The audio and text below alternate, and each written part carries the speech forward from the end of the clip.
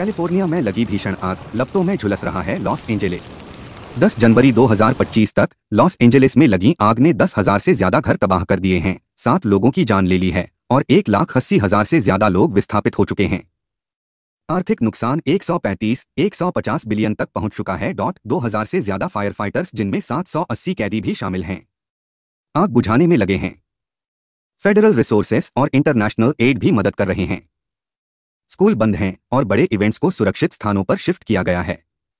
इस संकट में जानवरों को बचाने और लोगों को सुरक्षित निकालने की कोशिशें जारी हैं, लेकिन हालात अब भी गंभीर हैं।